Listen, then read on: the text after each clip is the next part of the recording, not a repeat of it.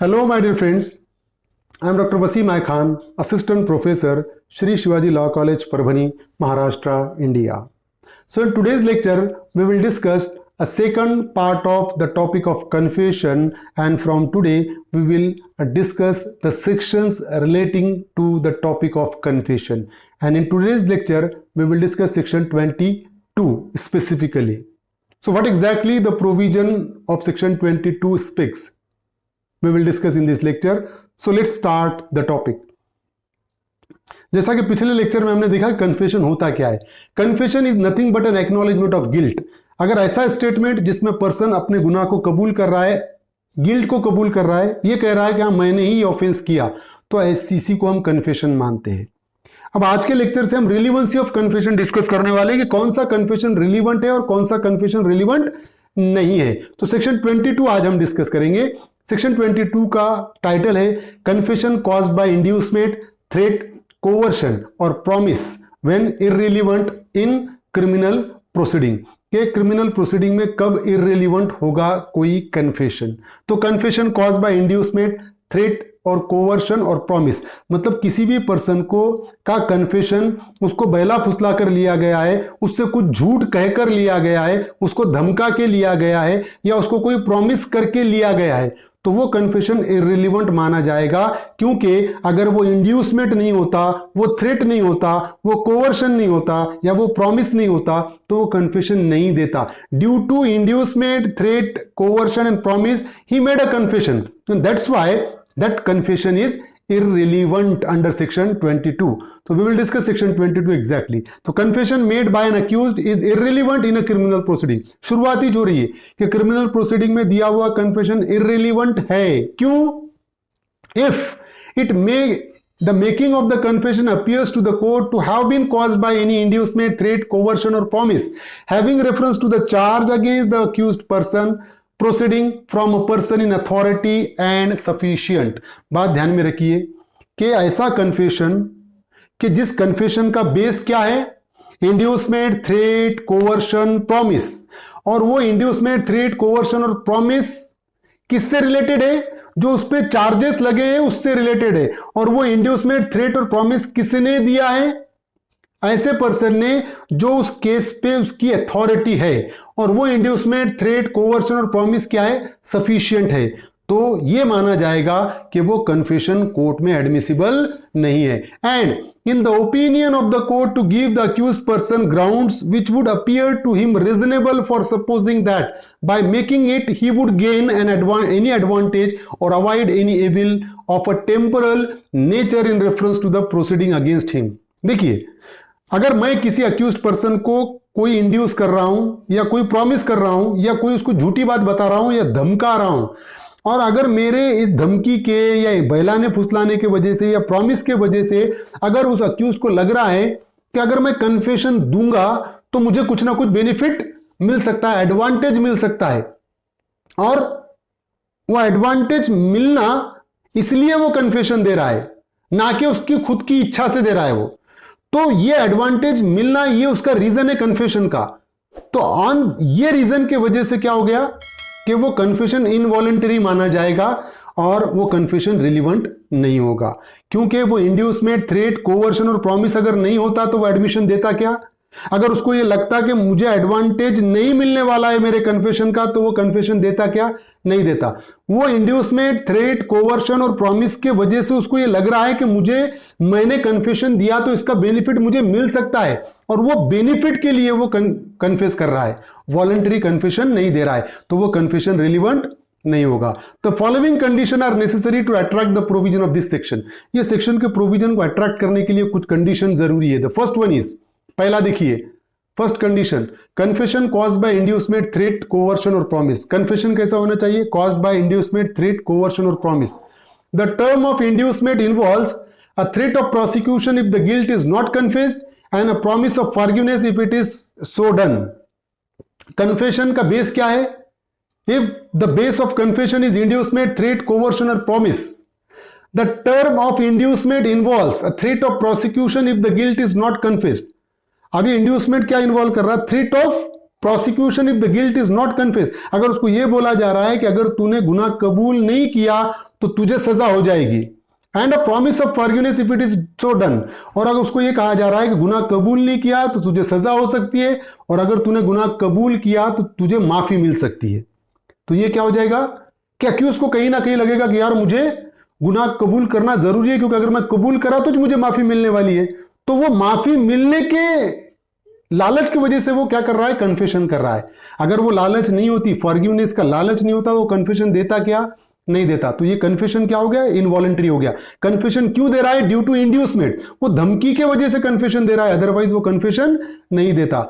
Before a confession can be received as such it must be shown that it was freely and voluntary made. अगर किसी confession को हमको court में prove करना है तो बेस क्या है उसका, कि वही कन्फेशन कोर्ट में प्रूफ होगा जो फ्रीली दिया गया है, जो वॉलंटरीली दिया गया है। कहीं पर भी कन्फेशन में इनवॉलंटरीनेस आएगा तो वो कन्फेशन इररिलेवेंट माना जाएगा। Thus it is clear that if threat और promise from a person in authority is used in getting a confession, it will not be taken into evidence.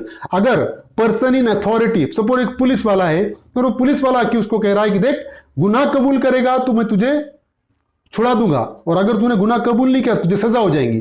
तो ये जो थ्रेट और प्रॉमिस है क्या, कि गुनाह कबूल किया तो तू छूट सकता है, तो उस धमकी के चलते या उस लालच में आके कि अगर मैं गुनाह कबूल करूंगा तो मैं बचूंगा, वो कन्फेशन दे रहा है। तो ये प्रॉमिस को अगर हम हटा दें और उसको सिर्फ ये कहे, और उसको ये कहे कि देख तू गुनाह कबूल कर और गुनाह कबूल करेगा तुझे सजा हो जाएगी, तो वो कन्फेशन देता क्या, नहीं देता। वो क्यों कन्फेशन दे रहा है, क्योंकि उसको प्रॉमिस किया गया है कि अगर तू गुनाह कबूल करेगा तो हम तुझे छुड़ा देंगे। तो ये प्रॉमिस बेस है कन्फेशन का, और जब भी किसी कन्फेशन को प्रॉमिस करके लिया जाएगा वो कन्फेशन इररिलेवेंट होगा सेक्शन 22 में, पहला इसेंशियल। ठीक है, देखिए भगवान Singh versus state of MP एक केस है। इस केस में क्या हुआ था, देखिए in this case extra judicial confession of accused was recorded by the magistrate when accused was in police custody.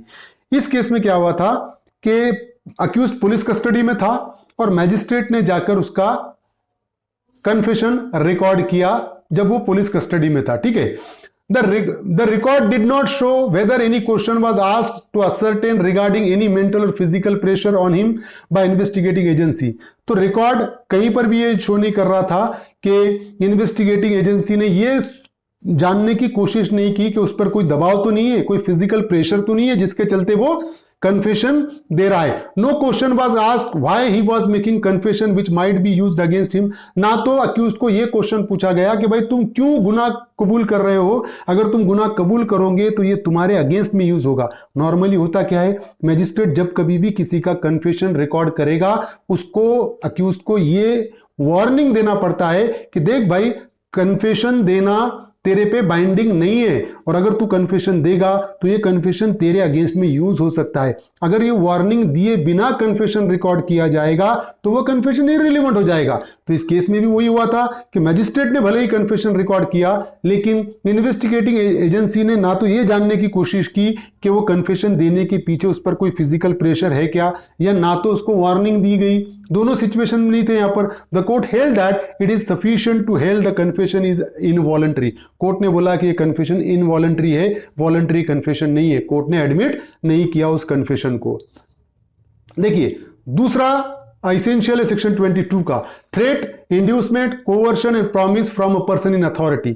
ये जो धमकी है, ये जो बहला फुसलाना है, ये झूठी उसको तसल्ली देना है, या प्रॉमिस है, किससे आना जरूरी है, पर्सन इन अथॉरिटी। देखिए the threat, inducement, coercion and promise on account of which the accused admits the guilt must come from a person who has got some authority over the matter. Whatever it may be the inducement, whatever it may be the coercion, threat or promise, that must be from the person who is having a certain kind of authority over the matter. अगर मैं हूं for example और मैं किसी accused को यह कह रहा हूं कि देख अगर गुनाह कबूल नहीं किया तो तुझे सजा हो जाएगी, और गुनाह कबूल किया तो मैं तुझे बचा लूंगा। अब सिंपल है कि मैं कब बचा सकता हूं उस पर्सन को, कि मेरा कुछ ना कुछ उस मैटर पे अथॉरिटी है तो मैं बचा सकता हूं, बट दूर दूर तक मेरा उस केस से कोई लेना देना नहीं है।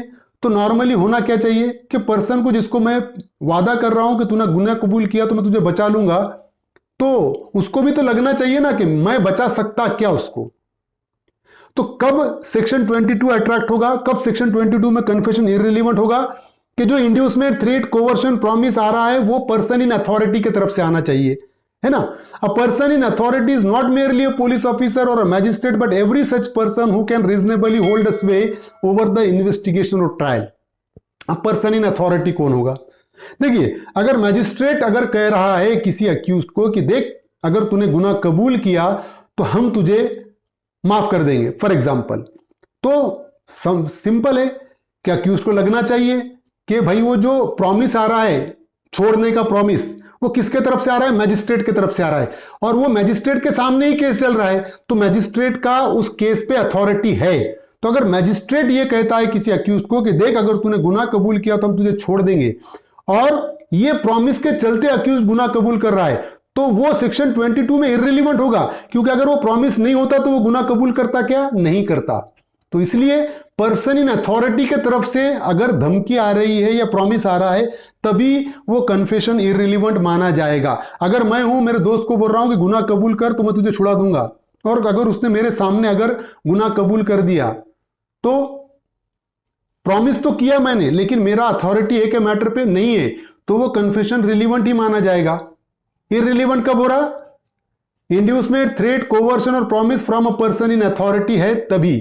पुलिस वाला भी अगर कोई कन्फेशन देने के लिए अगर उसको प्रॉमिस कर रहा है, उसको बोल रहा है कि देख कन्फेशन दे दे तो मैं तुझे छुड़ा दूंगा, और अगर वो कन्फेशन दे रहा है तो डेफिनेटली पर्सन इन अथॉरिटी है, तो वो कन्फेशन इररिलेवेंट माना जाएगा, क्योंकि अगर प्रॉमिस नहीं होता तो वो कन्फेशन देता ही नहीं।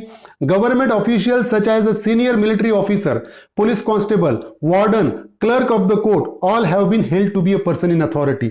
तो जो इंड्यूसमेंट, थ्रेट और प्रॉमिस जितना भी है ना, ये अगर सीनियर मिलिट्री ऑफिसर से आ रहा है या पुलिस कांस्टेबल से आ रहा है या कोर्ट के क्लर्क से आ रहा है, ये सारे पर्सन क्या है?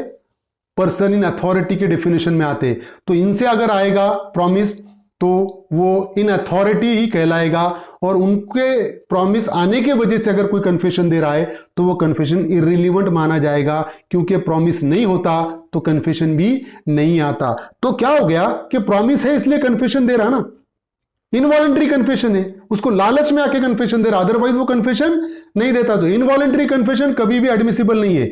Even private person such as the wife of the employer was also held to be a person in authority. Wife of the employer भी पर्सन इन अथॉरिटी में आ सकती है। देखिए, in Pyarelal versus state of Rajasthan, if a friend of the accused induces him to make a confession और a relation, if he makes him a promise that if he confess he will get him released, or even if he threatens him and the accused on that account admits his guilt, the statement will not be excluded by section 22। अब ये case पुराना है इसलिए section 24 है Indian evidence act का। as the threat, inducement और promise do not emanate from a person in authority. बात ध्यान में रखो कि इस केस में क्या हुआ था, दोस्त ने कहा था अक्यूज्ड को कि भाई देख तूने अगर गुनाह कबूल किया तो मैं तुझे बचा लूंगा। अब बात यही है कि दोस्त का उस मैटर पे कोई अथॉरिटी थी क्या?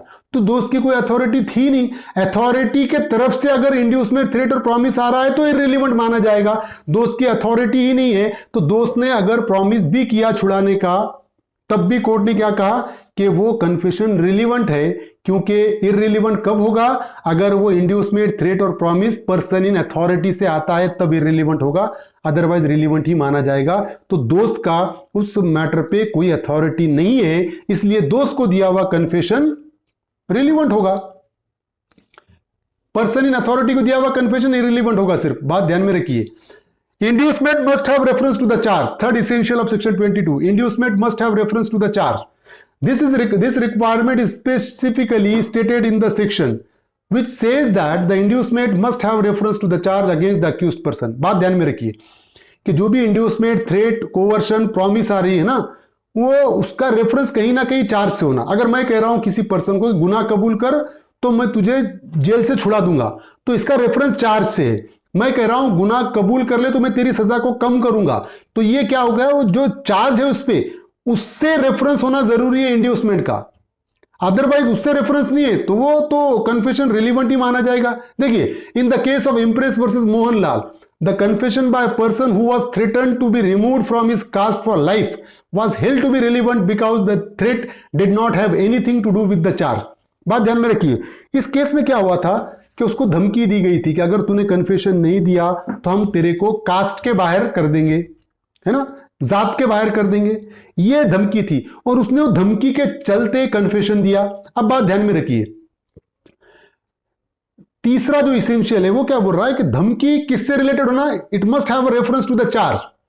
अब यहां पर चार्ज से लेना देना है क्या, कोई कास्ट के बाहर करना, ये धमकी का कोई लेना देना नहीं है। उस धमकी के चलते उसने कन्फेशन दिया, कोर्ट ने बोला कि ये तो कन्फेशन रिलीवेंट हो गया। इररिलीवेंट कब होगा, अगर कोई ये कहेगा कि अगर तूने कन्फेशन नहीं दिया तो हम तुझे सजा दिला देंगे और कन्फेशन दिया तो हम तुझे बचा लेंगे। तो ये क्या हो गया, ये जो धमकी है उसका रिलेशन काहे से आ रहा, चार्ज से आ रहा। और ये केस में धमकी का रिलेशन चार्ज से नहीं था बल्कि जात के बाहर निकाल रहे थे। बात ध्यान में रखो, तो इसलिए कोर्ट ने उस कन्फेशन को रिलीवेंट माना। इररिलीवेंट कब होगा कि अगर उस धमकी या उस बहलाने फुसलाने का रेफरेंस चार्ज के तरफ है तभी। It is necessary for the confession to be excluded from evidence that the accused should labour under the influence that in reference to the charge in question his position would be better और worse according as he confess और not.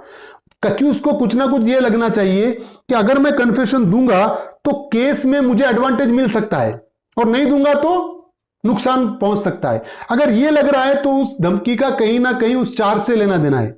Case में फायदा मिल रहा क्या, अगर मुझे लगा कि मैं कन्फेशन दूंगा तो मैं छूट सकता हूं, तो ये क्या हो गया, मुझे केस में बेनिफिट मिल रहा है तो मैंने कन्फेशन दे दिया। अगर बेनिफिट नहीं मिलता तो नहीं देता।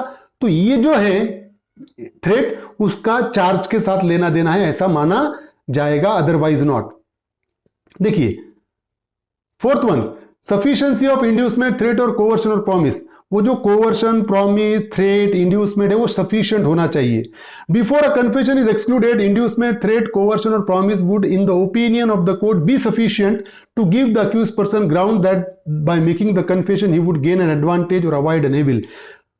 अक्यूज्ड को कन्फेशन देने के पहले यह लगना जरूरी है कि जो मुझको धमकी दी जा रही है या जो मुझको प्रॉमिस किया जा रहा है वो सफिशिएंट है। मतलब जो मुझसे प्रॉमिस कर रहा है, जो मुझको धमकी दे रहा है, तो वो ये कर सकता है, ऐसा अगर मुझे लगेगा तभी तो वो सफिशिएंट माना जाएगा ना। अगर एक मुझे मैजिस्ट्रेट ये बोल रहा है कि हां अगर तुम गुनाह कबूल करोगे तो मैं तुम्हें छोड़ दूंगा, अब मुझे ये डेफिनेटली लगेगा कि भाई मैजिस्ट्रेट ही है मुझे सजा सुनाने वाला या छोड़ने वाला, तो मैजिस्ट्रेट के पास सफिशिएंट पावर है। मैजिस्ट्रेट के पास जो प्रॉमिस कर रहा है वो सफिशिएंसी ऑफ प्रॉमिस है, तो मैंने कन्फेशन दिया। समझ रहे हो ना। तो अगर ऐसा है तो मेरा कन्फेशन इररिलेवेंट होगा, क्योंकि वो प्रॉमिस आया इसलिए मैंने कन्फेशन दिया। अगर प्रॉमिस नहीं होता तो मैं कन्फेशन नहीं देता। तो वो जो इंड्यूसमेंट, थ्रेट, कोवर्शन, प्रॉमिस है ना, वो सफिशिएंट होना जरूरी है। Consequently the mentality of the accuse has to be judged and not that of the person in authority. अब मेंटालिटी किसकी, जो कन्फेशन दे रहा है ना, जो अक्यूज्ड है, उसकी मेंटालिटी को जज किया जाता है कि वो अक्यूज्ड को लगना चाहिए कि मैं कन्फेशन दूंगा तो मुझे बेनिफिट मिल सकता है। अगर उसको ऐसा लग रहा है तो ही ये सेक्शन 22 अट्रैक्ट होगा, नहीं तो नहीं। For example, a reference to spiritual benefit such as a taking an accuse to a temple to confess does not fall in this category but a promise to reduce the sentence would fall under it. देखिए ये example है कि किसी person को मंदिर में ले जाके या रिलीजियस प्लेस पे ले जाके उसको कसम खिलाना कि तू सच बोल, ये कैटेगरी में नहीं आता। But a promise to reduce the sentence would fall under this category. But promise to reduce the sentence, अगर कोई उसकी सजा कम करने का प्रॉमिस कर रहा होगा तो वो पाता। अब सजा कम करने का प्रॉमिस कर कौन रहा है, सफिशिएंसी ऑफ प्रॉमिस होना जरूरी है। जो प्रॉमिस कर रहा है वो कम कर भी सकता है क्या, सिंपल है ना। मैं अक्यूज्ड हूं, फॉर एग्जांपल अगर मुझे एक रास्ते से चलने वाला बोल रहा हूं तू कन्फेशन दे तेरी सजा मैं कम कर दूंगा, तो डेफिनेटली मुझे ये लगेगा ना भाई ये कौन मेरी सजा कम कर सकता है, तो मैं कन्फेशन नहीं दूंगा। लेकिन वही अगर मैजिस्ट्रेट मुझको कहेगा कि तू कन्फेशन दे मैं तेरी सजा कम कर दूंगा, तो डेफिनेटली मुझको लगेगा कि मैजिस्ट्रेट के पास वो अथॉरिटी है, वो सफिशिएंसी ऑफ पावर है मैजिस्ट्रेट के पास कि वो सजा कम कर सकता है, और वो प्रॉमिस के चलते मैं कन्फेशन दे रहा हूं। तो ये कन्फेशन इनवॉलंटरी है ना, क्योंकि अगर वो प्रॉमिस नहीं होता तो मैं कन्फेशन देता क्या, बिल्कुल भी नहीं देता, तो वो कन्फेशन इनवॉलंटरी में आएगा। The expression whatever you will say will be used as evidence against you will not exclude a confession. समझ रहे हो, तो ये पॉइंट है इसका। On the other hand, you better pay the money than go to jail. If you tell me where my goods are, I will be favorable to you. I will get you released if you tell me the truth. ये सारे क्या है, ये example है कि भाई promise कर रहा है ना, have been held to be sufficient to give the accuse grounds for supposing that by making the confession he would gain an advantage और अवॉइड एन एविल। ये सारे कहीं ना कहीं ये सारे स्टेटमेंट से उसको लगेगा ना कि उसको कि अगर मैं कन्फेशन दूंगा तो मुझे कुछ ना कुछ बेनिफिट मिल सकता है, और वो बेनिफिट पाने के लिए कन्फेशन दे रहा है, वॉलंटरीली कन्फेशन नहीं दे रहा है। बात समझिए। तो ये 4 इसेंशियल थे सेक्शन 22 के। तो whenever confession caused by inducement, threat, coercion and promise, that confession becomes irrelevant, because if there will be no inducement, if there will be no coercion, if there will be no promise, if there will be no threat, no admission will be given by the accused। अगर वो promise inducement नहीं होता तो admission ही नहीं देता, वो confession ही नहीं देता, तो इसलिए वो confession इररिलेवेंट माना जाएगा क्योंकि वो इनवॉलंटरी है। उम्मीद करता हूं कि आपको समझ में आया होगा। समझ में आया तो मेरे चैनल को सब्सक्राइब कीजिए और इस लेक्चर को ज़्यादा से ज़्यादा स्टूडेंट तक शेयर कीजिए। Thank you very much.